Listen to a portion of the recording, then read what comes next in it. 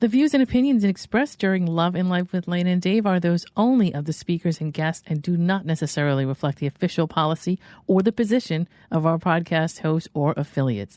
Any content provided is not intended to malign any religion, ethnic group, club, organization, company, individual, anyone, or anything. All right, let's do it.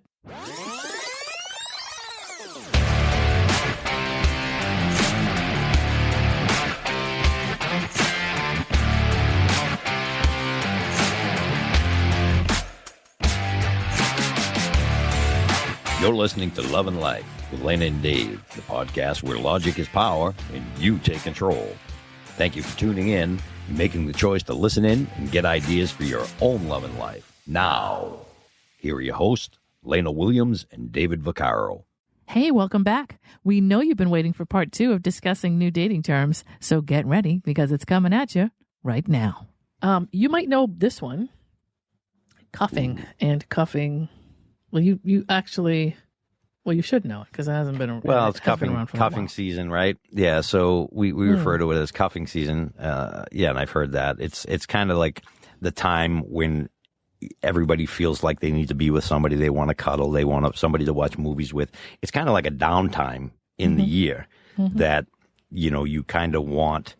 It's actually the time of year, in my opinion, too, is when everybody starts feeling lonely around the holidays, and here comes Christmas and I'm sitting here by myself, and Thanksgiving just came through. Everybody's showing pictures of these, social media sucks because I'm going to tell you. Yeah, I guess. I spent many, many Thanksgivings alone in my life because I traveled or whatever, and I'm by myself and I'm eating pork chops or whatever I'm eating for things. It doesn't matter. Yeah. But then when you social media, you see people like posting videos of this huge family and you're sitting here by yourself. That sucks. So cuffing season in I think it's grown more popular now. It has. Because of social media, for sure. I was able to get through many holidays being single, no problem. But now it's definitely more difficult because of social media. Right. I can see that. Makes sense. So cuffing is like a season, I think, right? So right. It's sort of like, okay, well, there's two things to it. One, I guess it depends where you live, but in the United States, technically in the winter, it's colder. Right. So you're basically looking to like sort of, get yourself grounded down with somebody that you can spend time with in the colder months. Right, because you're not going out and stuff as much. Not going out as much. But also it's this string of, it is holiday season, so it's that string of probably from October to almost February where you're just going to parties all the time and things like that, where you have to need somebody, you'd rather take somebody with you than go by yourself. Right. So it's Thanksgiving, it's Christmas. Especially if a lot of your friends. Yeah. Christmas parties, Yeah, especially where everybody's doing stuff together. Right. And we're in New England, so we get these hay rides and apple picking things and all these things that go on we do. It's all, and I'm finger quoting, romantic things to do, right? Right. According to that, right? So if you don't want to be, if you want to be part of that, and you really want to experience those things, some people really just don't want to go off and do those things by themselves or show up to a group of people that are doing that solo, right? For whatever reason it bothers. So, I mean, let me ask you a question. Let's say you're out there with your family and you're apple picking, and you see this guy. You see me walking around by myself, picking apples. You'd be like, it's just an awkward thing. You and I are different about this because I don't. It's a family-oriented It is, thing, and so it's more of, I think if you do go, you would be going with your family, so you wouldn't really be walking around solo, even whether you're single or not. You would be with your own relatives doing stuff like that, or a group of friends doing that. To me, most people I know that do that are not necessarily couples. They're just a group. Can you picture me and Ryan apple picking? I mean, really? You know what I mean? I'm talking about, like, let's say you and Ryan went out with like a bunch of your friends. Maybe some of them are girls, some of them aren't. But for the most part, to be honest with you, I don't personally think that guys care about apple picking. So let's start there. That they wouldn't really do that anyway, unless girls they were with wanted to go. That's true. Because what the hell am I going to do with all those apples? Right. Like you just, that's something that everybody's like, oh, it's fall. And it's like one of those activities we do in the fall. But technically, it's not something picking that guys, out a pumpkin. Yeah. Like guys would be like, hey, like let's go to an axe throwing place and blah, blah, blah. You guys might do that. And girls might go fishing, go hunting. Fishing. But it's like, it's an activity, but it's like usually female driven. It is. I think you're right. And so I will tell you that when you have little kids and a family and, you know, you go and you pick out a pumpkin out of a pumpkin patch, that's a great feeling. I'm not going to deny it. Now, my birthday's on Halloween. I've done it, yep. And I don't even go get pumpkins anymore because I'm not going to go by myself to a pumpkin patch, get a pumpkin. I don't even bother buying a pumpkin because to me, like, that's something, like, it wouldn't be a bad idea, though, as a single person to get together with a group of people and go. There's a lot of people that are single this time of year. Why not get together as a group and just go do something like that? You get to, even if you don't know each other well, it can be a fun day. You get to know each other. You drink your apple cider. You do what you got to do, right? So I like that idea. It's not like you can't do that. So let's. Well, I have friends that do that. Sure, well, I have friends that do that now. Apple picking, cart hay rides, going to pick. We should out, do a singles. We should do a singles apple picking day where a bunch of single people get together and they go and pick apples together and drink cider and do all that or something romantic like that. Stuff. You know what I mean? There's so much of that non-romantic. Right. I'm sure there is. Exactly. You know, but what was I going to say? There's another thing too. Like there's at our time of year, there's a few things that you can do. Like you can drive around. There's a bunch of neighborhoods that will decorate their houses, and so you can go out and drive around and look at the way that people have decorated their houses for Halloween or Thanksgiving or whatever it is, Christmas. That's an activity. There's people that get together and go to. We have a couple of parks around here where they literally have pumpkin carving displays where it's like, you know, the 4 hours of you go in at, you know, 9 and you come out at 11 and they put lights into all these pumpkins. You walk around with friends of yours. You can do that with people that you know. They don't have to be romantic. We've made it a very romanticized thing to do, right? And so I don't think you would be doing that. Well, I don't know. You know, probably you might, not. but I mean, most guys wouldn't go do something like that anyway because it's just not something they have any interest in on their own. I can tell you that this past year was the first time that I've gone out looking at lights. When I was in Illinois, I went with the girl I was dating, and she actually bought me a cup for my car. You know, what are those cups called there? The like thermos or whatever. Expensive. It's kind of like, you know, the heat. A Yeti. She bought me a Yeti cup. She brought me, you know, hot chocolate bombs. We made hot chocolate, and then we drove and went through and looked at all the lights in the area. To me, that's romantic. I don't want to do it with just, you know what I mean? It felt nice. I hadn't done it in years.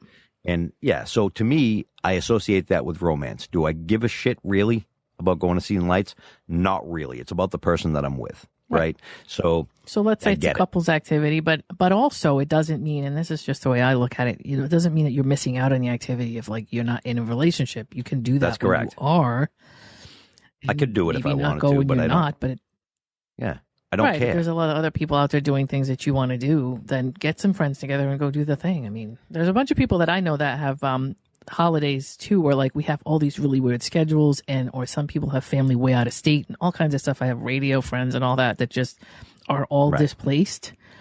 And so one or two people always do a huge house full of people that are all just people that can't go anywhere else on Thanksgiving because they don't have family that are near them So there's always stuff like that, you know, just keep an eye out for stuff like that. I mean, there's no need for you to sit home by yourself if you don't want to. No, if you're okay with that. Like for me, Thanksgiving, like a lot of people invite me to Thanksgiving, and I don't go.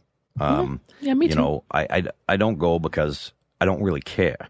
And to me, Thanksgiving, the main part of Thanksgiving is being around people you love, not just people that are, you know, like I've been to Ryan's a few Thanksgivings where I go there and I eat, and that's because, you know, I love Ryan. He's one of my best friends, and, you know, I've been to Johnny's. Johnny's a good friend of mine that, you know, I'm around people I love. It's different. I have a lot of other people that are like, oh, you're traveling. Like, even when I'm traveling, I'd be out of state. People are like, oh, come on over for Thanksgiving. No, I don't want to sit there and eat with a bunch of strangers. I could go to a restaurant. And that's fine. I actually think I will say that it's actually, even though you don't have to, it's just good to know there's somewhere you can go if you really, because some people really cannot deal with Thanksgiving on their own and they would much rather go somewhere. So it's really good that somebody does open invite people. Yeah. And there are people who, you know, maybe, you know, when I was in Georgia, there were friends of mine. They weren't like, I wasn't where I knew them forever, but there were things that they did where we all met on, you know, different groups on Facebook, and we got together and we started doing activities. And around the holidays, a lot of people in Atlanta that were displaced, it was that kind of thing where, hey, there's a big garage and we're doing beer pong and there's this and that. Everybody Right. brings a dish and it's kind of like, it's not really like we're sitting down. Right. But we just have an activity where it's we're more all like together. a party, an activity to do on that day. Yep. Sure. We're eating what we That's want. a good idea. So something like that doesn't have to be turkey and all that kind of stuff, yeah. but at least something. It's just a gathering. So it's a gathering. so you're not sitting in the house by yourself. But anyway. Sure, I get that. So that's ways to protect yourself against the cuffing season. So that's cuffing. Do we have more? We do. We have much more. Ooh. Oh, no. We have a word called curving. Curving. I know. God. But it's That's so much gonna be a fun to tough watch one. you be like, what is that? I know. I'm covering my face. I'm like deep in thought, and I'm thinking curving. Okay, so I'm going to think a curveball. Curving. It's curving with a V, right? Not with a B, as in boy. It's not curving. It is curving with a V. Victor. Okay, so curving, curving like as in a curveball. All right, so I'm assuming that curving is when I got nothing. Hold on. No, Really? I don't even have an educated guess for this one. A curving, maybe is it kind of like when you're not giving straight answers, you're kind of giving like shit. I got that's all I can think of is you're not giving straight answers. You're kind of curving and like not being straight with the person. You're being a little off because you want their attention or you want them to believe. Part of that is correct. It is when you are rejecting somebody in a way that's so sneaky, they don't really even recognize it's rejection. Oh, yeah. Well, that's or it's a way of letting somebody down without actually telling them you're not interested. So it's sort of, you don't actually give them a direct no, but you somehow or other just send them in a different direction. That's mean, though. Curving. I'm not saying it's right or wrong. I'm just saying that's what they mean. call it. It's straight up mean. You're an asshole if you curve people. If you're not interested in somebody, tell them. Because the worst thing is, for me, one of the things that I struggle with, and yes, I know it comes from my childhood, is not knowing. Right? I hate that more than anything. Don't leave me wondering. Because if I have to wonder, I'm going to drive myself nuts. Because, that's like wondering if, that's, to me, any kind of inconsistency, right? Yeah. It's unsafe. It makes me feel unsafe. It is That's unsafe, but it's also right. And I, to be honest with you, I believe some of these things are unsafe, or you feel like you're often unsafe because they put you on a razor's edge for a specific reason, because it disarms you. Right. And no, it doesn't disarm I'm not saying, me. It makes me pissed. Not I don't you, like it. But there are people who it does. Well, I'm not talking about you, Dave. There are a lot of other people out there that get curved or are on a borderline of not knowing where they stand, and it does disarm them to the point where they can be taken advantage of. And I'm not saying you, because I get it. You're an exception. I ask though, how can you not ask if you don't know? Look, I tell people all the time, don't leave me to assume shit. I don't leave me to assume shit. I don't like it. Right. If you're going to leave me to assume shit, I'm going to assume you suck and I'm leaving. I don't like to be it's left funny to because assume. in every conversation online, there's always somebody that's like, so let me tell you what happened. I did this and I did this and I did this and I went out with this guy the other day and all this happened. What do you think? Do you think this guy's into me? And I always go, what happens when you asked him? Yeah, what happens when you asked? And they're like, well, I don't want to ask, because it's like, well, what do you mean you don't want to ask? Why? If you're afraid of the answer, that's probably a really telling reason why and it usually should tell you something. There's another movie. Should. There's that 500 Days of Summer I told you to watch. You did not. It's not on my list. Oh, well, I know I did because I brought it up in one of our podcasts. It was actually in one of our podcasts early on. But it's a movie about how to perceive a relationship, or what you think is one, and what two separate people think something is happening in something. And Joe Gordon-Levitt is in the movie. He's got a younger sister, and she's like the youngest in the movie, but she's like got the most wisdom in the movie. And she says something like, the only reason that you don't want to ask somebody where you stand or where the relationship's going is because you don't think you're going to want to hear the answer. And that's the truth. The only reason you're putting off asking somebody, hey, what are we doing here, is because you're afraid you're going to hear something you don't like. And that trepidation of like, how am I going to, what happens if I'm going to hear, like that whole thing about not knowing whether you should ask somebody because you think asking them is going to ruin the whole thing.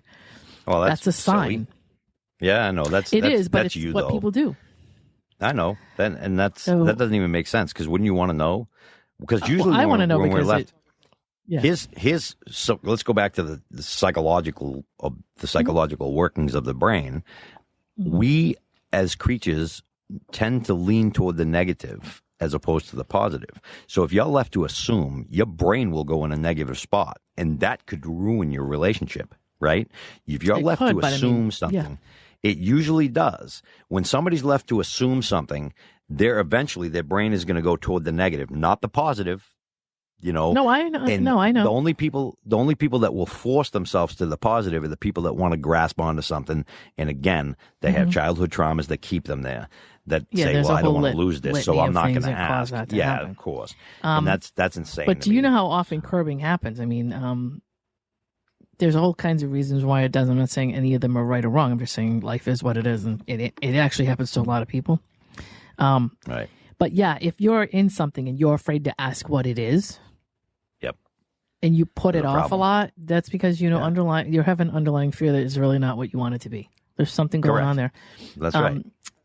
I just want to say this. I just want to read this. It says, when someone curves you, they'll occasionally respond to your text just maybe 8 days later. They won't actually commit to plans to meet up. Being curved means they'll make text often, but whenever you try to make any kind of plans, they'll change the subject. It's sort of like they don't respond to any kind of, hey, can we do something from here? Can we move this along?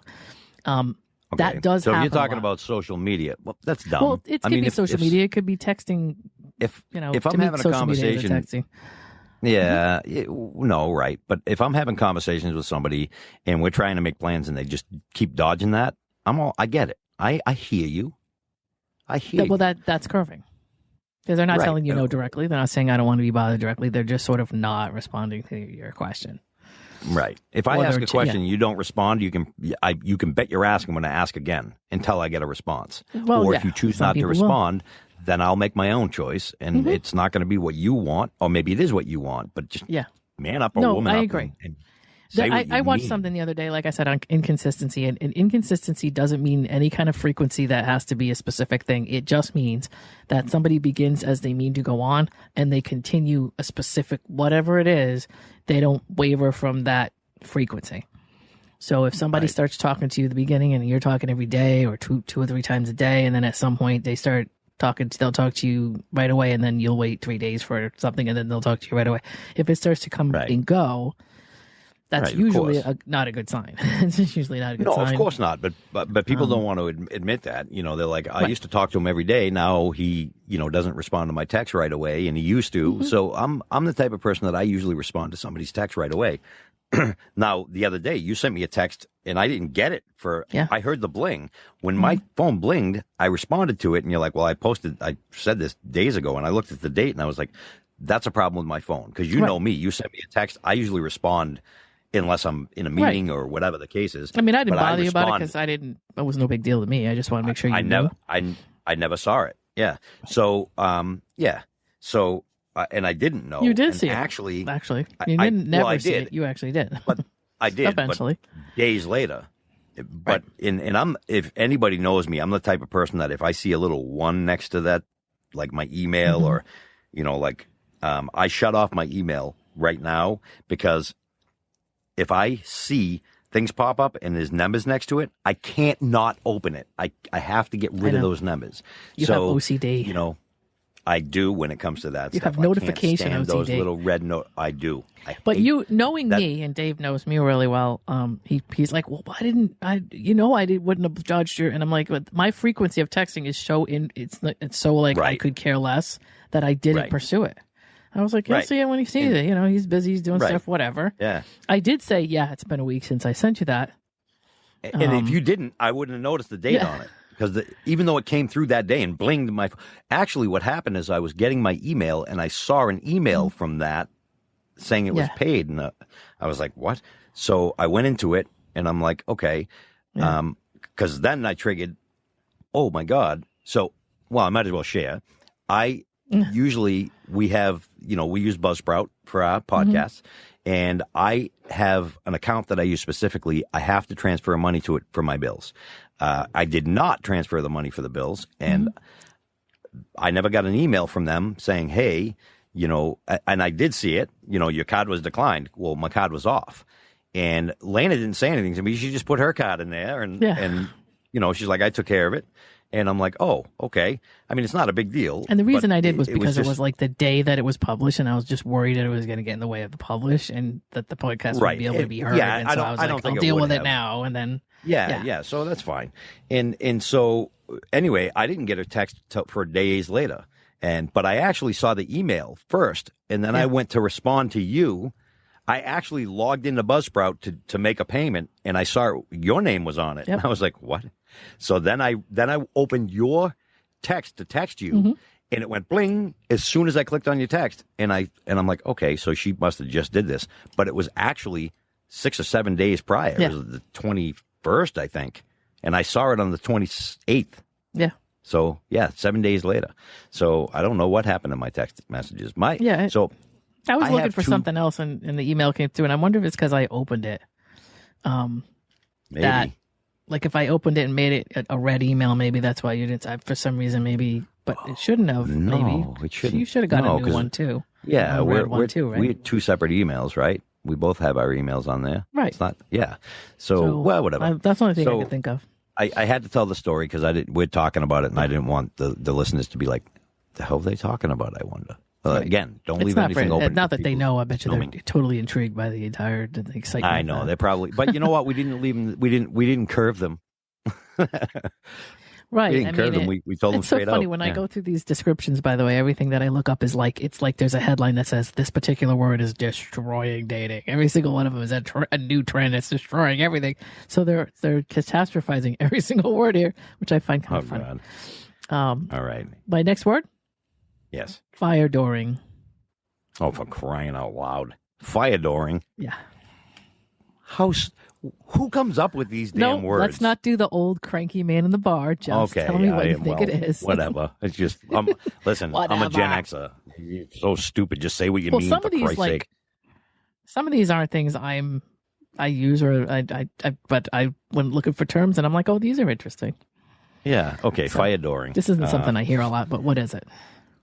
I'm assuming that's got something to do with the wall that people put up to keep people out, or I have no clue. Fire door. Fire door is to keep the fire out. So, I don't know I don't know. I got nothing. It's look up people. Listen up, people. There's a new term to add to your dialect. Anyway, according to, it's called fire dooring. When your relationship only has access in one direction, much like a fire door you might find in an office building or a shopping center, there's only one way out. And the fire dooring is when it's basically you're putting all the effort in, the other person just isn't doing anything. And the description was interesting to me because I was trying to come up with this, what would be the thing that would cause somebody to actually stay in a relationship or deal with somebody where they're just not getting any response at all? It's Friday night. I'm sitting in the pub. I'm listening to my friend detail how she's being fire doored. You got a guy who won't ever text you back, but will drop everything for a head over to his flat if he. You'll drop everything and head over to him if he calls you, but he won't even text you back. And I thought, well, I don't know. I personally don't know anybody, or I don't think I know anybody who would even really entertain something like that. I've met a lot of women, and I can't say men. Okay. Well, no, I do have a friend that will sit by the phone waiting. Yeah. It doesn't matter what he's doing. When she calls, he's done doing what he's doing, and he's there.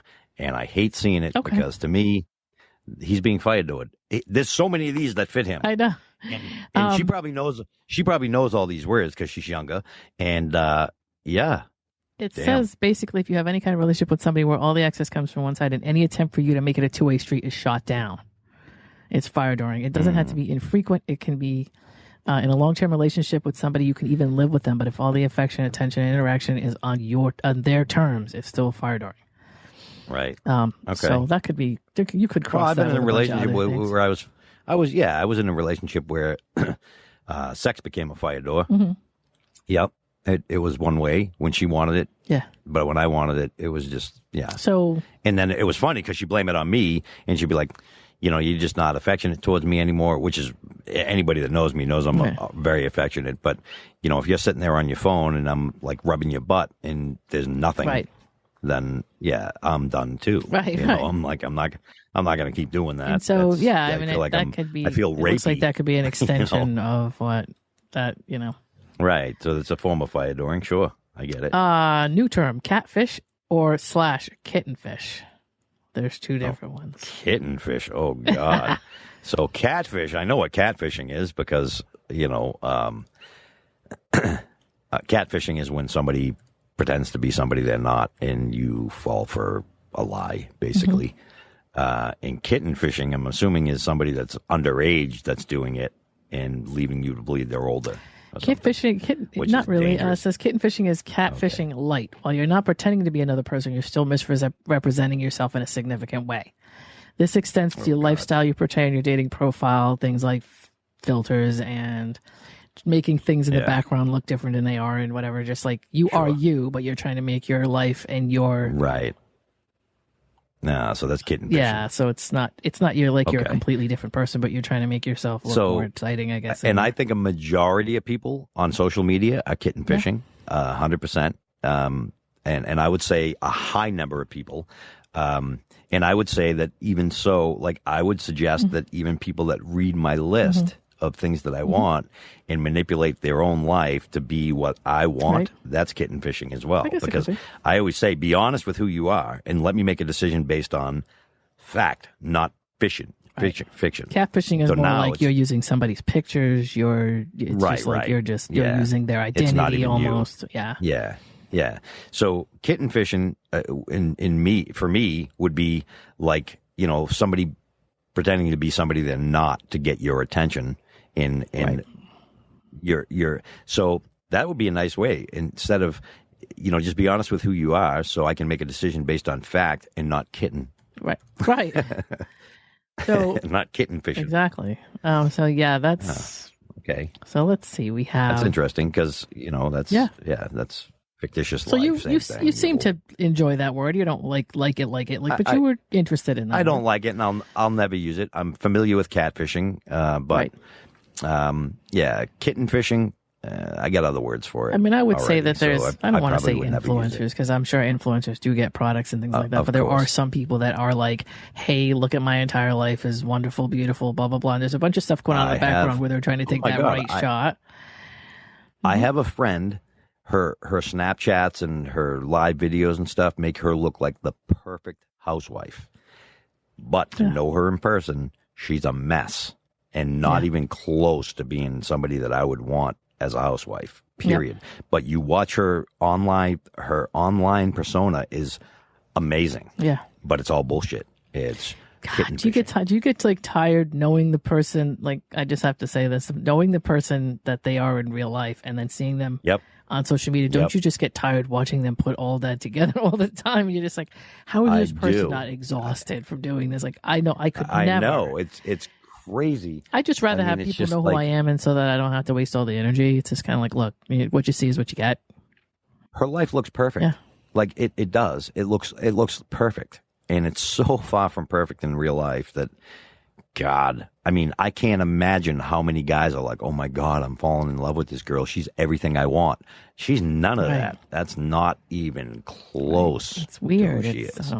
But I don't understand. I mean, and I when I tell you that's not even close, I mean, I'm talking drug problems. I'm talking mental issues. I'm talking violence issues. So you wonder, you say, if this person could put this much effort into their image, then how could they not why wouldn't they take that effort and redirect it into their life and try to make their life right? I don't know. Exactly right. You could live like that if you chose. It's not, what you're portraying is not very difficult. It's just, I mean, because you can do it. No. You're doing it, Right. You're cooking beautiful meals. Well, yeah, exactly. Like, it would probably be less of an effort to just do that than to make yourself look like you're doing that. Like, and in my opinion anyway. But then again, like I said, I have a really hard time with like false stuff. It's just really hard. It's just like quicksand to me. I can't deal with it. So maybe that's why for me, I feel like it looks exhausting because I could never 2 days of it and I'd be like, no, I can't do this anymore. Right. I'm already like run out. So the next word is roaching. And it has nothing to do with marijuana, so don't say that.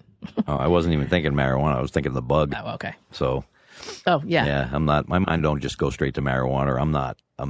Well, I don't know. I'm not one of them. For me, it Yeah. did just because. So, well, yeah, I don't even think they call it roaches anymore. So it would have nothing to do with I'm marijuana old, because though, they don't so even call them roaches anymore. But I'm I know. They old. used to be called roaches. What do they call them now? Just rubbish? I don't know. even know what they call it. I actually don't know. Yeah. I'm going to have to ask. What do you call a roach now? Yeah. It'd be like a bug? No. Yeah, let's find out. So, Yeah, okay, definitely. so roaching. I definitely want to find out. If you know, if you're a young listener and you're listening, send us a message and say, hey, roaches today, and marijuana roaches, the pot that'll burn your finger. Do you even use roach clips anymore? I don't think people do. I don't know.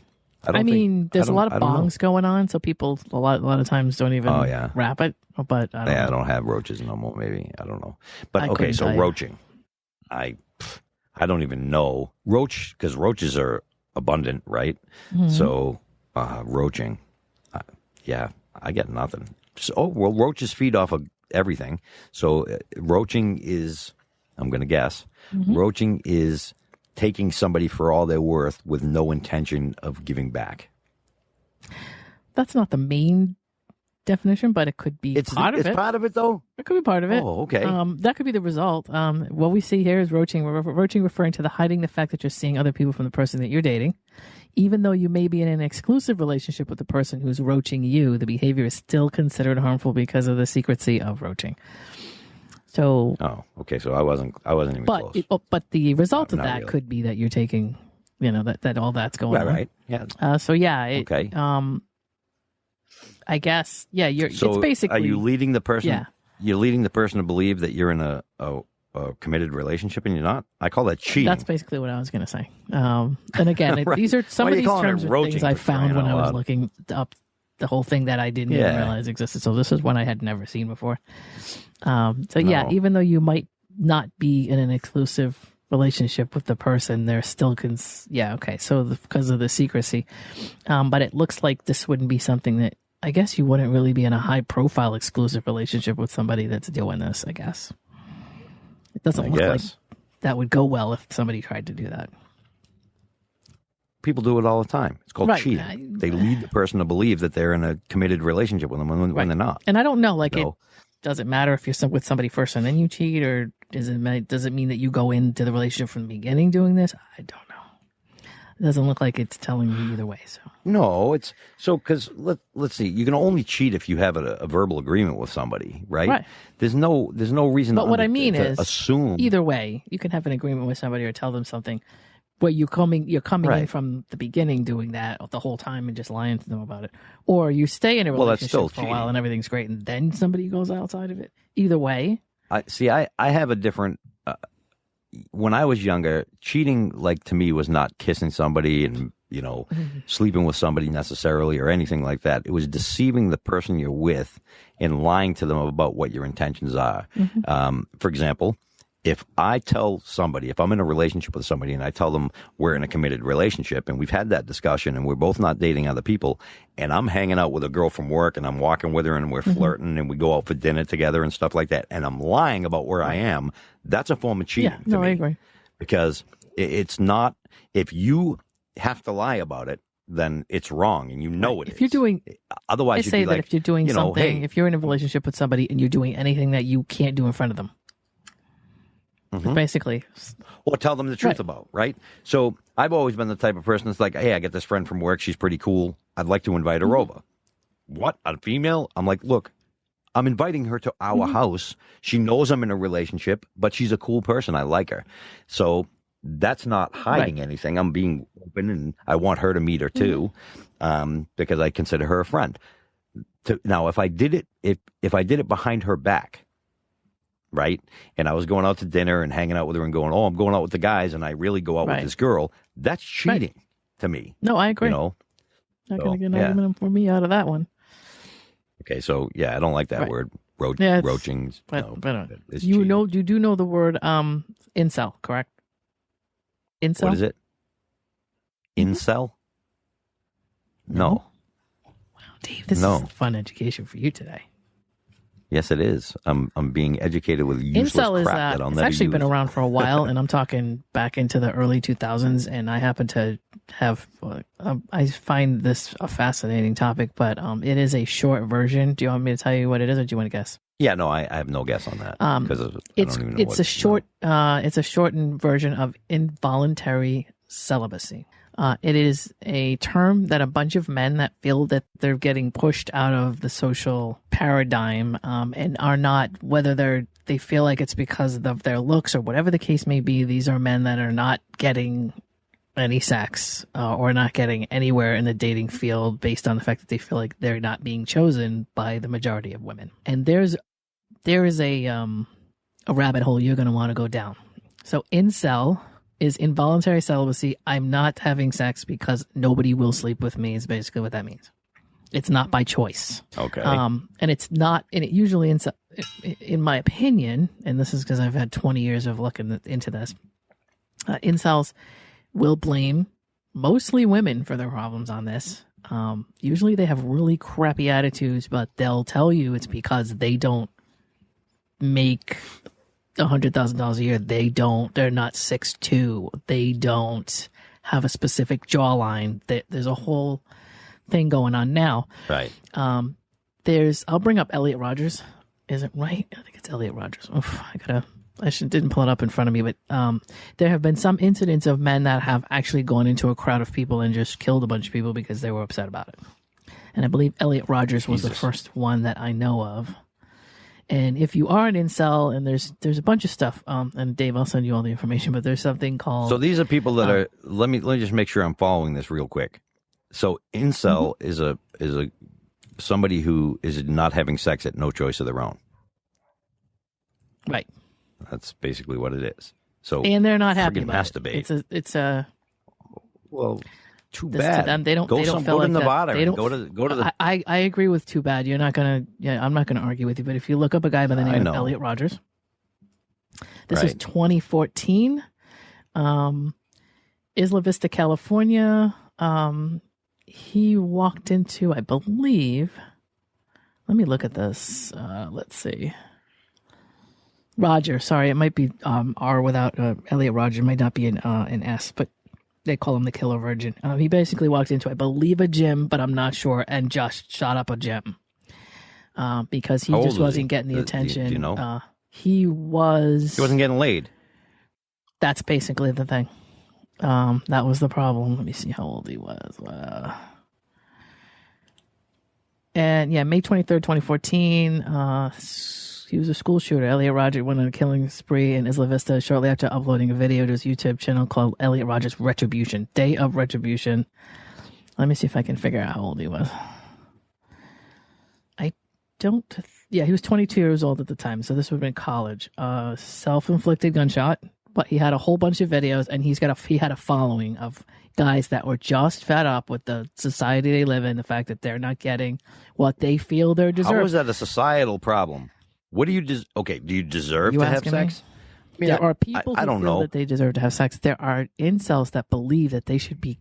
Listen to this. I deserve to have sex. But listen to me. As much as I possibly that's can. Funny, but listen, there are people that believe that they should be governmentally supplemented. Oh my God! I'm telling you, I don't know how you haven't seen any of this, but yes, Elliot Rodger, look him up. I haven't seen it because it's never been a thought in my mind. It's a huge underground community. There are two. If you look up the hashtag Manosphere, that's MANOSPHERE. This is like a huge underground grassroots thing. Every so often, somebody will pop up. There are a lot of them that find Elliot Rodger to be some kind of idol or hero. One of them will pop up and do something where they try to like mass kill a bunch of people.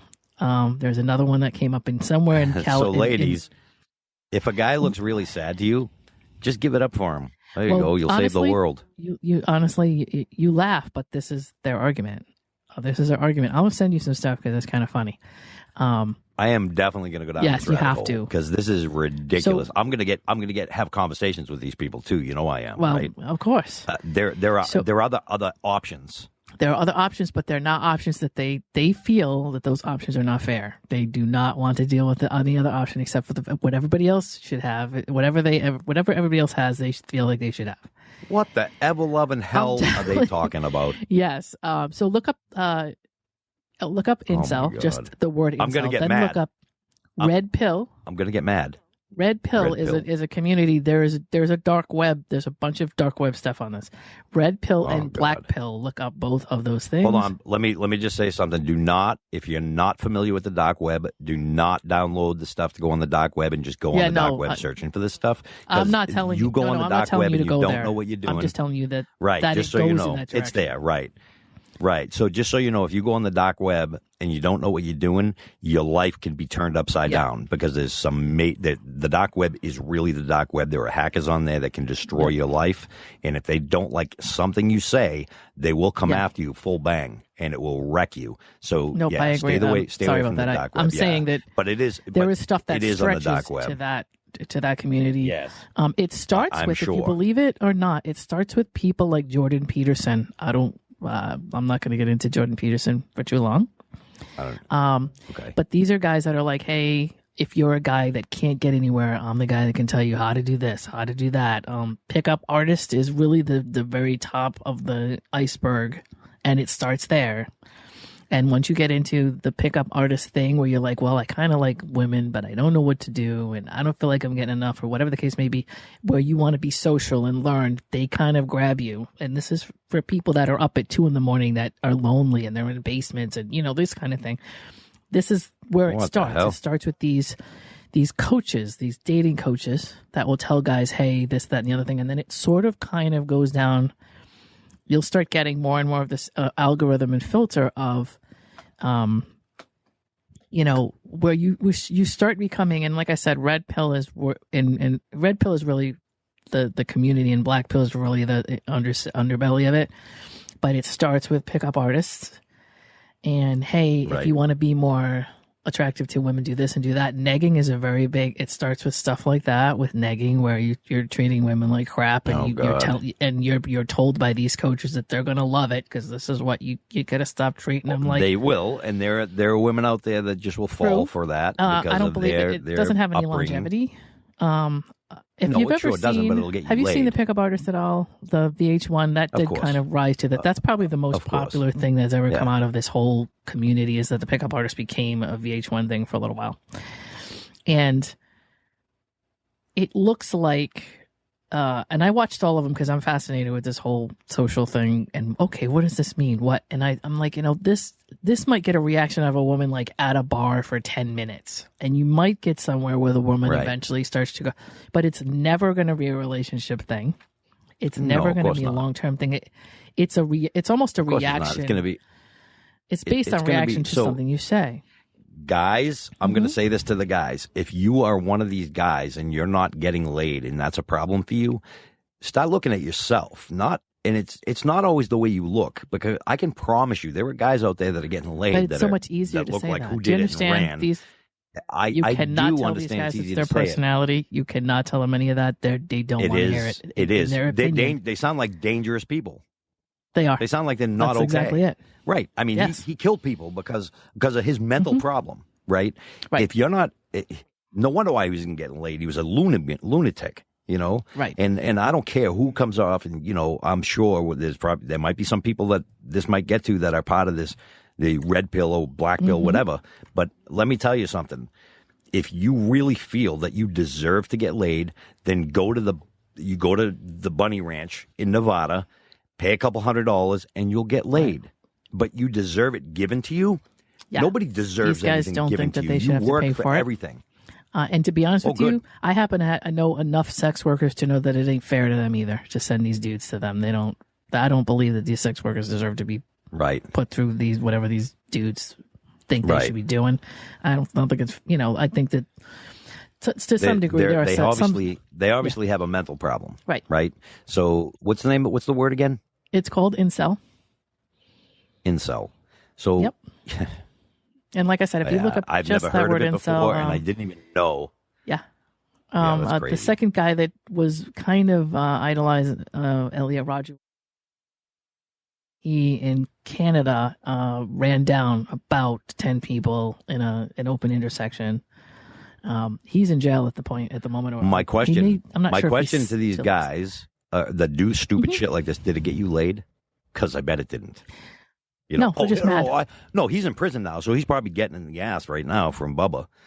So he's maybe. Yeah, so maybe he's having the sex he always wanted. So at the end of the day, I guess they figure that they can either go out and be irrelevant, or they can go out and show the world that they're upset and they did something about it, and everybody it's a very twisted way of thinking. But that's the way that they, I don't know why any of them would become popular, but that's kind of the road it went down. I guess there's a group of people that don't get laid that think that that's a cool way to handle it. And I would say it is a very big group of people now. The reason that I've there's some people that were experts on this that have looked into it. There are some women who've kind of crawled down into red pill, black pill to just pull the information to see what they're seeing. Right. They're not happy. They want women, maimed, killed. There's all kinds of stuff like that going on. They're just not nice individuals. But Jesus, it's because the swing of the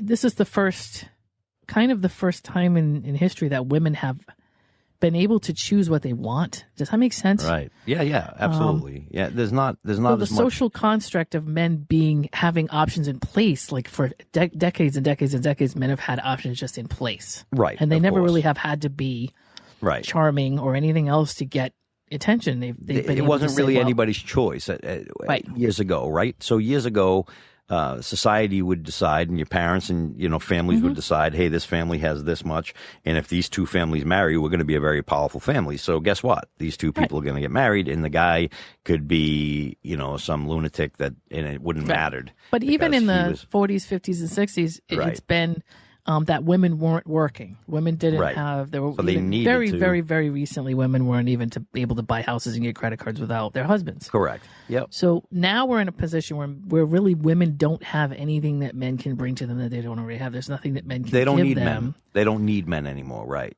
No, and it's now become a choice of like, I want a man in my life, but I don't need a man in my life. It's kind of the very first era of this happening, and so there are men that are going.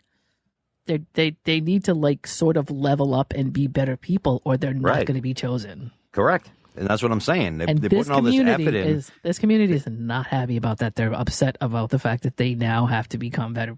This is the first time in history that they've actually got to be decent people. But they probably weren't even around. I mean, this kid was 22 years old. What the hell does he know about any of the past? You know what I mean? Yeah, exactly. So they're just mad. I don't know what to say. This is what they're. So, I mean, our society, I noticed, wants everything handed to them, right? And that's just not. This Elliot Rogers was probably. It's been over 10 years. It's probably been 15 years now. It was a while ago that happened. That was the first one. So I'm thinking it was 15 years ago. And previous to that, the community was still it was thriving in the mid 2000s. So he's still part of that. He's still part of the group of people that were handed everything still. Maybe because he was 22 and that happened 15 years ago. So 37.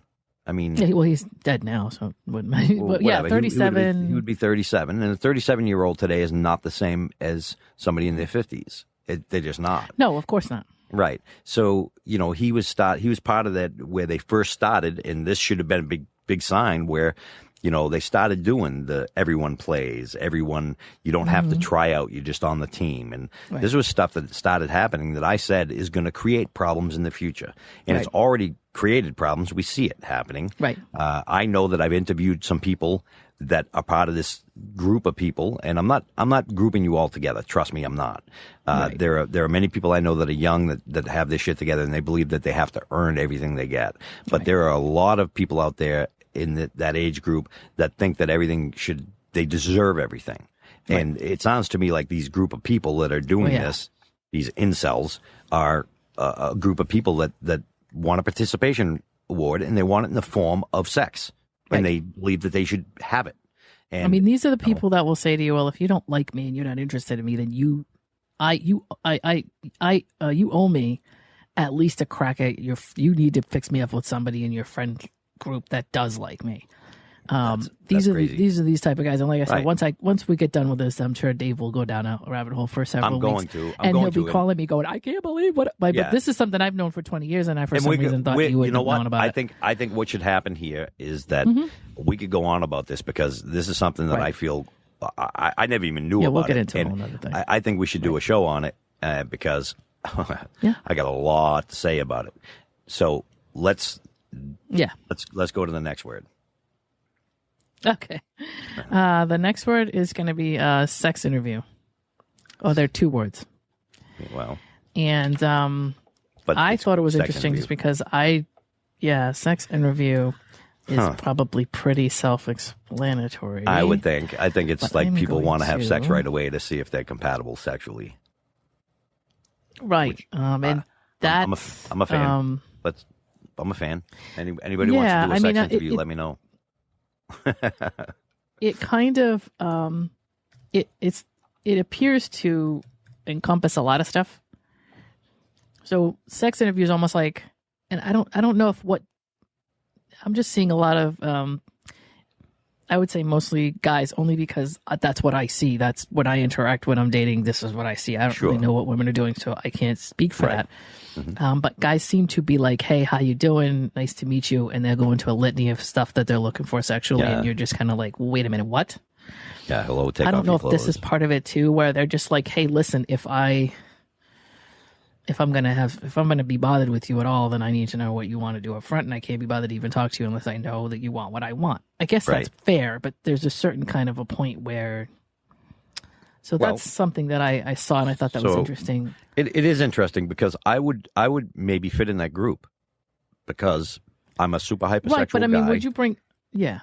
And so you're not going to bring everything up in 10 minutes. No, maybe not 10 minutes, but it's going to be close to the beginning because if we're not sexually compatible, then we're not sexually compatible. And to me, that's important for me, right? Not everybody. No, I agree with that. And there are some people. Like, let's say, for example, and I'm not, by the way.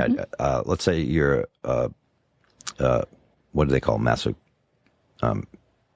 what do they call a masochist? I'm going to say it backwards. Masochist or yeah, you mean like a somebody who likes like a lot of pain during sex. They can't get off without major pain. Like it's masochist. Bad. Like so, there are people out there. So if the person is not into that, guess what? They're not compatible. They will never work out because this guy is going to be going to people who will beat the shit out of him, like big time. And I was just watching a show, and it was phenomenal. I forget the name of it. I'm sorry. If I can remember the show, we'll put it in notes somewhere.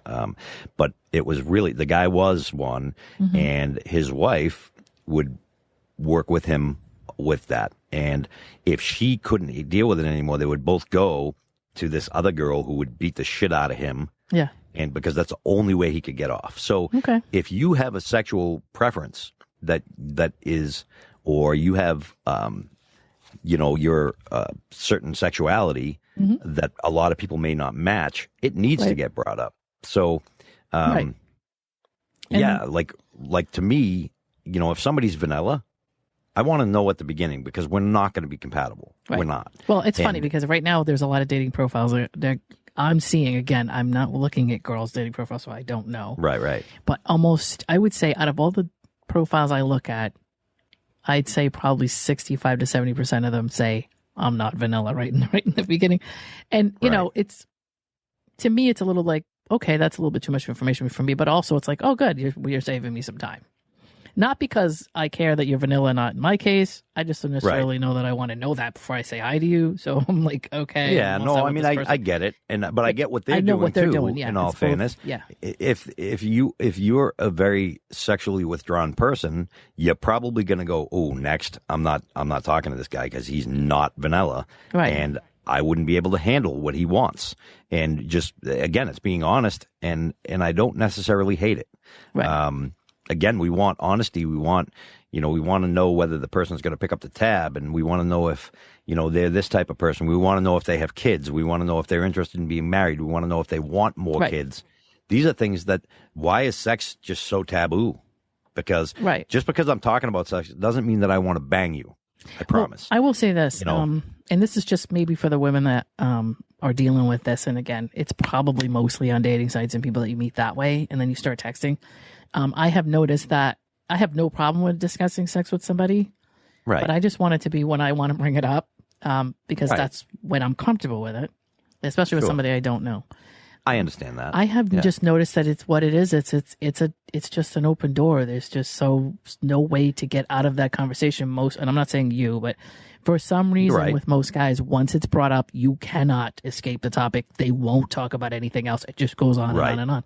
So that's why a lot of women are like, I don't want to talk about this. Not because we're being prudes. No, I get because that. Once a guy does right. talk about it and thinks it's okay, they almost won't talk about anything else. And you're absolutely correct, because we are very sexually motivated creatures. That's okay, but I mean, if there's just no other conversation at all happening.